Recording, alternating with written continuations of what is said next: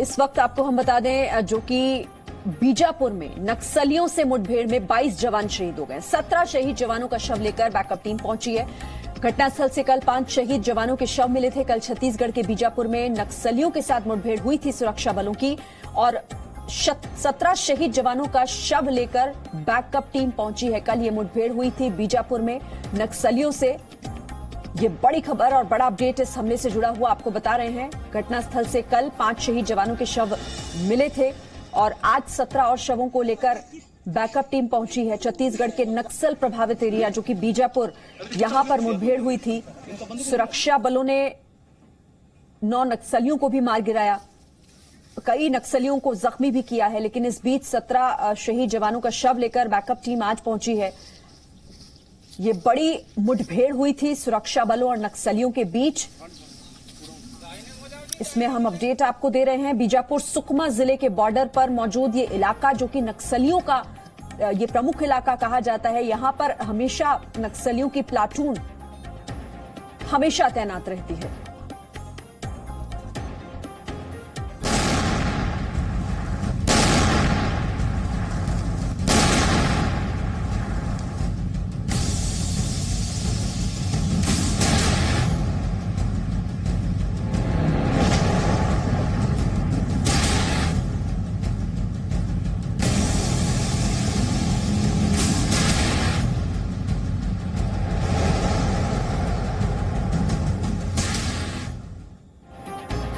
तो छत्तीसगढ़ में लाल आतंक, अब तक का अपडेट आपको दे देते हैं इस पूरी घटना से जुड़ा हुआ। बीजापुर नक्सली मुठभेड़ में 22 जवान शहीद हो गए हैं। 17 और शहीद जवानों के शव मिले हैं। मुठभेड़ में 9 नक्सली मारे गए हैं और 15 घायल बताए जा रहे हैं। ये आईजी बस्तर की तरफ से इसे लेकर जानकारी दी गई। बीजापुर एनकाउंटर से पहले खुफिया एजेंसियों ने इसे लेकर अलर्ट भी दिए थे कि वो सुरक्षा बलों को निशाना बना सकते हैं। बीजापुर, सुकमा, कांकेर में कैंप कर रहे थे 200 से 300 की संख्या में नक्सली, ये भी जानकारी थी। बीजापुर में नक्सलियों के कई बड़े कमांडर भी मौजूद हैं। बीजापुर में आईईडी हमले की बड़ी साजिश रच रहे हैं नक्सली। जंगल में बने सुरक्षा बलों के कैंप को निशाना बनाने की इनकी साजिश। हाई ट्राई जंक्शन पर नक्सलियों के इकट्ठा होने की खुफिया रिपोर्ट थी। खुफिया रिपोर्ट के बाद ये ऑपरेशन लॉन्च हुआ था। बीजापुर का ये इलाका, जोनागुड़ा की ये पहाड़ियां, जहां पर नक्सलियों के मौजूद होने की और उनकी तरफ से कोई बड़ी साजिश को रचा जा रहा था, जिसकी सूचना मिली थी, जिसके बाद इस ऑपरेशन को लॉन्च किया गया। 2 तस्वीरें आपको दिखा रहे हैं। अभी भी सुरक्षा बलों का सर्च ऑपरेशन इस इलाके में जारी है। 22 जवान शहीद हो चुके हैं, अब तक उनके शव बरामद किए जा चुके हैं। 17 जवानों के शवों को आज बरामद किया गया है और अब तक आप देखिए कि यहां पर सर्च ऑपरेशन इस इलाके में अभी भी, पहले से इसे लेकर सूचना मिली थी कि इस इलाके में कुछ नक्सली जो हैं वो कैंप कर रहे हैं, जिसके बाद इस इलाके में यहां पर ये ऑपरेशन शुरू किया गया। मुठभेड़ हुई, 9 नक्सलियों को मार गिराया गया है। आईजी बस्तर की तरफ से ये जानकारी दी गई। 22 जवान हालांकि इस मुठभेड़ में शहीद हो गए नक्सलियों का सामना करते हुए। बीजापुर वो इलाका जो नक्सलियों का गढ़ है, यहां पर इन पहाड़ियों में, इन जंगलों में नक्सलियों का डेरा है और यहीं पर उनकी मूवमेंट को लेकर जानकारी मिली थी। सुरक्षा बल उसी मूवमेंट को लेकर यहां पर ऑपरेशन के तहत गए थे। बताया जा रहा है कि इस सूचना के बाद सीआरपीएफ के कोबरा कमांडोज, सीआरपीएफ बस्तरिया बटालियन और स्पेशल टास्क फोर्स के लगभग 2000 जवान यहां पर पहुंचे थे और फिर ये ऑपरेशन शुरू हुआ था। नक्सलियों ने यहां पर पूरी घेराबंदी की थी, लेकिन लगातार हमारे सुरक्षा बलों ने उसका सामना किया, उन सभी का। बस्तर इलाके का ये जो बीजापुर जो ये इलाका है, ये अपने आप में नक्सलियों का गढ़, यानी कि यहां पर खतरा चारों तरफ से होता है। मूवमेंट को लेकर जो जानकारी मिली उसके बाद इस ऑपरेशन को शुरू किया गया। और इसी बीच एक बड़ी खबर भी इससे जुड़ी आ रही है। बीजापुर हमले में नक्सल कमांडर हिडमा का हाथ, सूत्रों से ये जानकारी मिल रही है। पिछले महीने बीजापुर में सक्रिय दिखा था हिडमा। बीजापुर सीमा पर बताया जा रहा है कि 100 से 120 की संख्या में नक्सली देखे गए थे।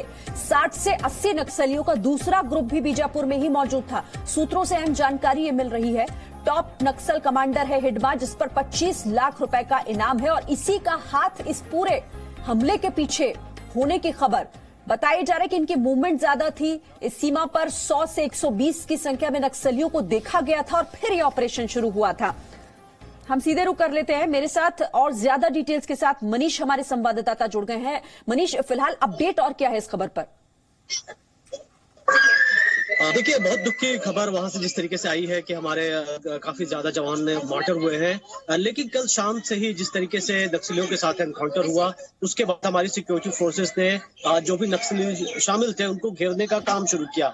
लेकिन बीजापुर और सुकमा जैसे अगर आप एरिया में जाएंगे तो सारे जंगल के इलाके हैं और इतने जंगल है कि वहां से ऐसे हमले करके इन जंगलों का फायदा उठाते हैं, नक्सली वहां से निकल भागते हैं। तो अब दोबारा उनसे कांटेक्ट कब होगा ये कहना बहुत मुश्किल है, क्योंकि उनको पता है कि किस तरीके से अपने आप को छिपना है। वो लोकल गांव में जाकर के छुप जाते हैं और ऐसे वक्त में फिर इकट्ठा होते हैं जब उनको हमला करना है। लेकिन जो सबसे बड़ी बात है कि पिछले महीने ये खुफिया इंटेलिजेंस ये जानकारी मिली थी कि हिडमा वहां पर मौजूद है, हिडमा बीजापुर में देखा गया है। जी मीडिया ने भी बकायदा रिपोर्ट दिखाई थी और सिक्योरिटी फोर्सेस लगातार ये कोशिश कर रही थी कि हिडमा को इस बार उसको घेरा जाए, कहीं पर उसका एनकाउंटर किया जाए या उसे पकड़ा जाए। लेकिन नक्सलियों के पास भी खुद का अपना इंटेलिजेंस नेटवर्क है। शायद वो भी प्लान कर रहे थे कि कोई एक ऐसी यूनिट है जो जीआरजी या फिर सीआरपीएफ यूनिट, कहीं अगर कॉम्बिंग ऑपरेशन निकली कोई छोटी यूनिट है, उसके ऊपर अटैक कर दिया जाए, हमला कर दिया जाए। और यहाँ पर देखने को ये मिला कि कल करीब 400 से 500 के करीब नक्सली एक साथ आए थे और फोर्सेस पर अटैक किए। हालांकि हमारे पास जो हम सीआरपीएफ या जीआरजी थी वो भी कम नहीं थे, उनकी भी संख्या ज्यादा थी, लेकिन वो अचानक उन्होंने हमला किया, आईडी ब्लास्ट किए और अचानक वहां जंगल की तरफ वो निकल भागे हुए हैं। तो अभी तो इस वक्त यही हो रहा है कि जो जवान हमारे घायल हैं उनको हॉस्पिटल, जो वहाँ का रायपुर का जो सेंट्रल हॉस्पिटल है, उनका इलाज किया जा रहा है। जो बहुत ज्यादा इंजर्ड है उनको देश के दूसरे हिस्सों में रेफर करने की तैयारी की जा रही है। लेकिन शायद ये किसी ने सोचा नहीं था कि जब हम एक अपर हैंड पर थे और हमारी फोर्सेज लगातार नक्सलियों को खत्म कर रही थी, अभी कितनी बड़ी कैजुअलिटी हमें मिलने वाली है। जाहिर तौर पर, क्योंकि नक्सली हमेशा इसी तरह से घात लगाकर हमला करते हैं। और मनीष, ये भी खबर है कि इस तरह की जानकारी थी पहले से कि ऐसी मूवमेंट होनी है और हमले का भी अंदेशा था कि हमला कर सकते हैं ये नक्सली। बिल्कुल, देखिए पिछले साल कोविड था, इस वजह से नक्सली ज्यादा बाहर नहीं निकले और इसके साथ ही हमारे सिक्योरिटी फोर्सेस ने भी कोई बहुत मेजर ऑपरेशन लॉन्च नहीं किए थे, क्योंकि छोटे मोटे ऑपरेशन चल रहे थे लेकिन बड़े ऑपरेशन नहीं हो रहे थे। और इस बीच ये कहा जा रहा है कि नक्सलियों ने अपनी स्ट्रेंथ को मजबूत करने की कोशिश की, उन्होंने कुछ रिक्रूटमेंट करने की कोशिश की, और लेकिन सबसे ज्यादा तलाश हिडमा की थी। 25 लाख का ये इनामी नक्सल कमांडर है और जो नक्सलियों की अपनी खुद की, जो हम ये कहते हैं कि उनकी आर्मी है खुद की, जिसको बोलते हैं पीएलजीए, उस बटालियन 1 का ये हेड था।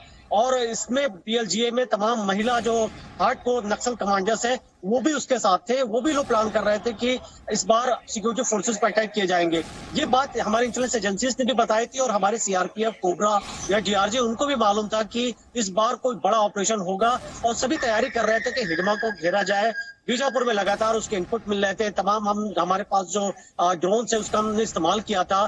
कई लोकल लेवल पे इंटेलिजेंस को जनरेट किया जा रहा था ताकि हिडमा को कंसंट्रेट किया जा सके और लगातार हमें इनपुट भी मिल रहे थे। सबसे अच्छी बात ये थी कि हिडमा के मूवमेंट, जो कि हिडमा का पहले कुछ दिनों पहले तक उसकी फोटो भी नहीं थी, हमें उसके इनपुट मिलने लगे थे और एक टाइम ऐसा लग रहा था, क्योंकि मैं खुद कई अधिकारियों से इस बारे में बात की थी पिछले महीने भी और बड़े आश्वस्त थे कि इस बार एक बड़ा ऑपरेशन लॉन्च करने जा रहे हैं। लेकिन अक्सर ऐसा होता है कि जंगल की लड़ाई है, नक्सली भी, उनका खुद का भी अपना नेटवर्क है, उन्होंने प्लानिंग की, उन्होंने देखा कि कौन सी हमारे यूनिट्स है, हमारे जवान है, कहाँ पे कॉम्बिंग ऑपरेशन के लिए निकल रहे हैं। नेटवर्क पूरा उन जंगलों में, उन पहाड़ियों में फैला रखा है। हालांकि यहाँ पर सुरक्षा बलों ने पूरा मोर्चा संभाला हुआ था, लेकिन बावजूद इसके यहाँ पर नक्सली जिस तरह से अटैक कर रहे थे, 22 जवानों के शहीद होने की एक दुखद खबर आ रही है। मनीष, आप मेरे साथ रहिएगा, लेकिन इस बीच मुख्यमंत्री भूपेश बघेल ने क्या कुछ कहा है वो भी आपको सुना दें। जवान शहीद भी हुए हैं, कुछ जवान अभी मिसिंग है, उसकी सर्चिंग लगातार रेस्क्यू टीम लगी हुई है और लगभग 4 घंटे तक के लगातार फायरिंग हुई है और नक्सलियों को बड़ा नुकसान हुआ है। हमारे जवान भी शहीद हुए हैं, अभी मिसिंग हुए हैं, तो उसके बारे में पूरे आंकड़े अभी आने बाकी हैं। टीम निकली हुई है और मैं उनके परिवार के प्रति संवेदना व्यक्त करता हूं। साथ ही इनकी जो शहादत है वो बेकार नहीं जाएगी और पूरी ताकत के साथ लड़ेंगे। जहां तक की बात नक्सलियों की है, वो अपने अस्तित्व की आखिरी लड़ाई लड़ रहे हैं। तो सुरक्षा बलों ने पूरा मोर्चा संभाला। अभी भी सर्च ऑपरेशन यहां पर जारी है और नक्सलियों को भी बड़ा नुकसान यहां पर हुआ है। अब हम आपको बताते हैं कि बीजापुर हमले का हिडमा कनेक्शन क्या है। सुरक्षा बलों को पिछले महीने अलर्ट किया गया था। बीजापुर जिले में नक्सली कमांडर हिडमा मौजूद था। ये अलर्ट था। बीजापुर की सीमा पर 100 से 120 नक्सली मौजूद थे। 60 से 80 नक्सलियों का दूसरा ग्रुप बीजापुर में सक्रिय था। नक्सली कमांडर हिडमा पर 25 लाख रुपए का इनाम है। हिडमा पर कई नक्सली हमले को अंजाम देने का आरोप है। अगर बात 2017 के बस्तर हमले की करें तो कहा यह जा रहा है कि उसके पीछे भी हिडमा के ही हाथ होने का शक है। सूत्रों से ये अहम जानकारी। और अब जो ये हमला हुआ है, नक्सली अटैक जो हुआ है, इसके पीछे भी हिडमा का ही हाथ बताया जा रहा है, जो कि 25 लाख का इनामी है। मनीष, ये हमला बस्तर 2017 में जो अटैक हुआ था, वो भी कहा यह जा रहा था कि हिडमा ही उसके पीछे है और कल हुए इस हमले के पीछे भी हिडमा का हाथ होने का शक है। जी बिल्कुल, देखिए पिछले 2-3 सालों में जो बड़े अटैक हुए हैं हमारी सिक्योरिटी फोर्सेस के खिलाफ, उसमें हिडमा का नाम सबसे ज्यादा सामने आया है। और आप जान के हैरान होंगे कि 3-4 साल पहले तक हमारी सिक्योरिटी फोर्सेस के पास इसकी फोटो भी नहीं थी, क्योंकि इसने इस बात को इंश्योर किया था कि इसकी कोई पहचान की कोई भी चीजें ना सामने आए, जिससे सिक्योरिटी फोर्सेज इसको आसानी से पकड़ सके। ये लोकेशन को चेंज करता रहता है। इसके साथ करीब 100 जवान हमेशा जो पीएलजी है, जो उनके नक्सलियों के हार्डकोर जो उनकी खुद की यूनिट है, उनके साथ वो रहता है। वो घूमता रहता है और एक जगह रुकता नहीं है। और जब यही एक सबसे बड़ी दिक्कत भी आती है कि जब हमारी सिक्योरिटी फोर्सेस को इसकी किसी एक जगह के बारे में जानकारी मिलती है, तब तक वहां से कहीं और शिफ्ट हो चुका होता है। लेकिन इस बार बड़े जवान जो थे सीआरपीएफ या कोबरा, वो बहुत ज्यादा इस बात को लेकर के इंश्योर किए हुए थे कि इस बार वो हिडमा को घेर लेंगे और हिडमा को मारेंगे। कई जो बड़े हमले हुए, इससे पहले भी अगर आप देखें तो सुकमा के भेजी में भी एक बड़ा अटैक हुआ था, जिसमें सीआरपीएफ के काफी जवानों की कैजुअलिटी हुई थी। और उस दौरान भी देखा गया था कि जो नक्सली हैं वो वहां उन्होंने हमले किए थे, उसके बाद वो निकल गए थे। यहाँ पे भी लगता है यही है जो सोर्सेज हमारे कह रहे हैं कि जो नक्सल थे और हिडमा वहां पर प्रेजेंस था, और वो उसने बकायदा इसकी जानकारी जुटाई थी कि किस पर कितने बजे और किस दिन हमला करना है, किस यूनिट पर, और किस तरीके से वहां भागना है। और ये एक बड़ा कॉमन ट्रेंड है। अगर आप देखें तो जब भी इस तरीके से अटैक करते हैं तो नक्सली 400-500 की संख्या में एक साथ आते हैं। कोई धनुष तीर छोड़ रहा होता है, कोई छोटे बम छोड़ रहे होते हैं, कोई आईडी ब्लास्ट कर रहा होता है, और 2-4 घंटे तक हमले करते हैं। उनको फिर पता होता है कि जब बाकी हमारी फोर्सेज रीइंफोर्समेंट जब आएंगे हमारी फोर्सेज की, तब वहां रुकना नहीं, वहां से निकल भागना है।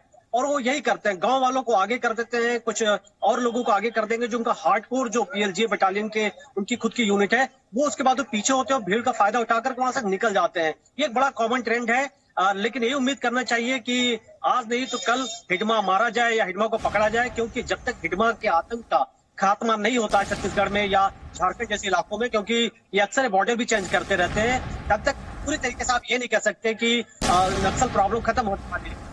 क्योंकि ये एक्सपीरियंस नक्सली है, ये रिक्रूट कर रहा है। लगातार नक्सलियों की जो महिला कमांडर्स है वो भी इसके साथ है। इसका मारा जाना या पकड़ा जाना काफी जरूरी है। अच्छा मनीष, खबर ये भी है और खुद सीएम इस बात को लेकर जानकारी दे रहे थे कि इस ऑपरेशन में नक्सलियों को भी अच्छा और बड़ा नुकसान पहुंचा है। जी हाँ, कल ये कहा गया था कि 3 नक्सलियों को उसी समय मार दिया गया, जिसमें एक महिला नक्सली कमांडर भी थी।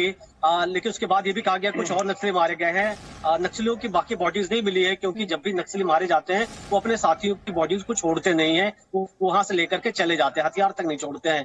तो इस वजह से ये अंदाजा लगा पाना बड़ा मुश्किल होता है कि वाकई कितनी उनकी नुकसान हुआ है। सीआरपीएफ हालांकि बात कह रही है, छत्तीसगढ़ के सीएम भी ये बातें कह रहे हैं कि नक्सलियों का काफी नुकसान हुआ है, लेकिन इसको लेकर के भी और जानकारी इकट्ठी की जाएगी कि वाकई किस कोई उनके खास कैंप पर अटैक हुआ है या कितने नक्सली मारे गए हैं। ये इंफॉर्मेशन आने में टाइम लगेगा। फिलहाल इस वक्त कॉम्बिंग ऑपरेशन चल रहे हैं। ऑपरेशन लॉन्च किया गया है कि अगर आसपास के नक्सली हैं, उनके बारे में जानकारी मिलती है तो उनको घेरा जाए, जिसके चांसेस बहुत कम होते हैं, क्योंकि हमने आपको बताया कि नक्सली हिट एंड रन की पॉलिसी अपनाते हैं, वो अटैक करते हैं और फिर वहां से निकल भागते हैं। बिल्कुल ठीक है, आप मेरे साथ रहिए मनीष, मैं फिर से आपके पास आऊंगी। लेकिन छत्तीसगढ़ में हुए नक्सली हमले के बाद अब सियासत भी गर्मा रही है। बीजेपी सांसद दिलीप सैकिया ने छत्तीसगढ़ के मुख्यमंत्री भूपेश बघेल पर सवाल उठाए। दिलीप सैकिया ने आरोप लगाया कि बघेल सत्ता के लिए चुनाव प्रचार करने असम पहुंच गए, लेकिन असम के लोग जानते हैं कि किसे वोट देना है और किसे नहीं। पावर गेम में बिजी होकर के केवल क्षमता हस्तांतर करने के लिए वहां के जो मुख्यमंत्री बघेल साहब असम में चुनाव प्रचार के लिए घूम रहा है, ये सबसे दुर्भाग्यजनक बात है। मैं आसाम वासियों की ओर से उन जवानों को श्रद्धांजलि देता हूं और वाघेल साहब का ये जो घृणनीय जो राजनीति, उनका जो पासा खेल है, ये खेल को हम बहुत तीव्र हम निंदा करते हैं। और वाघेल साहब, आप समझ जाओ भाई, आप थोड़ा सा देश के प्रति, खाली केवल पावर के प्रति नहीं, देश के प्रति भी कुछ उनका मुख्यमंत्री होने के नाते कुछ जिम्मेदारी रहता है, वो जिम्मेदारी भी निभाओ। आसाम के लोग जानता है किसको वोट देना, किसको वोट नहीं देना, तो आसाम के लोगों का भाग्य आसाम के लोगों के ऊपर छोड़ दो। तो खैर, सियासत अपनी जगह, लेकिन ये दुखद खबर है क्योंकि 22 जवान शहीद हो गए हैं इस अटैक में। हालांकि सर्च ऑपरेशन अभी भी उस इलाके में चलाया जा रहा है। अपडेट लगातार आप तक पहुंचाएंगे। छोटा सा ब्रेक लेते हैं। Presenting B News app available on Google Play and App Store. Download it now.